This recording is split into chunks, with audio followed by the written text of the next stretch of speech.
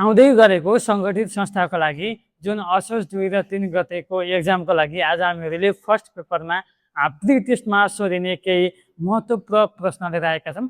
Video skip नगरी हेर्नु होला।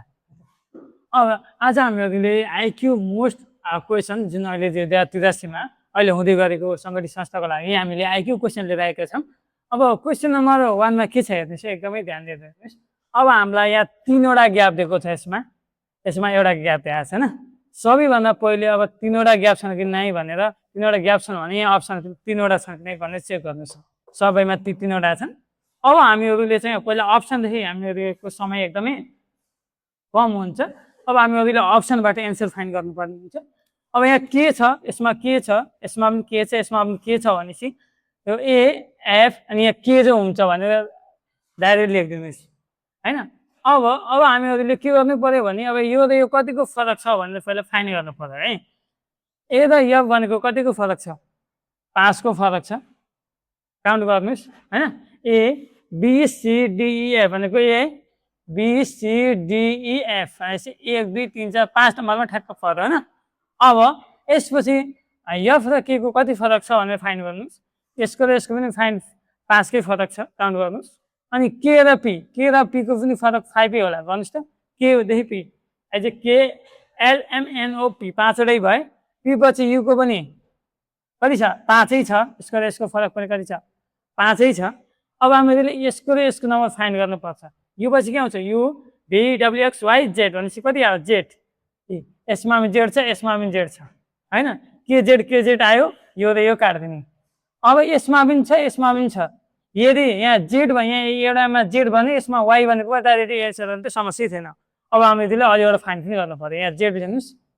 अब यहाँ के हुन्छ? अब जेड पछि 5वटैमा फरक छ, 5 को ग्याप फरक छ। ई पछि कति हुन्छ? अब फाइन्ड गर्नुहोस्। ई पछि E F G H I J भनेपछि जे छ, जे कुनमा छ? Option A. अप्सन ए त करेक्ट एन्सर। यहाँ पनि 5 को फरक छ, यहाँ कति हुन्छ? जे। बुझ्नुभयो नि? अब हामीहरूले लगभग सेम मोडलको क्वेसन त्यस्तै लिएर आएका छौँ। अब यो कसरी सल्भ गर्ने हेर्नुहोस् है, ध्यान दिएर। अब हामीहरूले पहिला हामीले ए खोज्नुहोस् हैन। ए यहाँ ई छ, यहाँ सी ई छ, अनि यहाँ वार छ, यहाँ आई छ, यहाँ के छ। अब कतिको फरक छ भनेर फाइन्ड गर्नुहोस् है। ए बिसी भनेपछि 1 नम्बरको फरक भयो। सी पछि डिई भनेको डी र ई भनेको 2टा भयो, 2 को फरक भयो। 3 को फरक हुनसक्छ। ई एफ जी एच भनेपछि के हुन्छ? यहाँ आई हुन्छ। अब हामीले यहाँ 3 को फरक भइसकेपछि यहाँ 4 को फरक छ कि नै गर्नुहोस् है। आई जे के एल हैन। यहाँ चाहिँ आई भनेपछि कहाँ हो? ई पछि के भयो? यहाँ के हुने रहेछ? जे छ। E F G H I छ हैन। एफ जी एच अनि आई है। यहाँ के हुने रहेछ? आई। बुझ्नुभयो नि?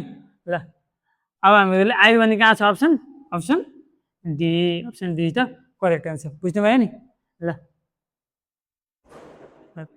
हजुर अलि एउटा बनाउने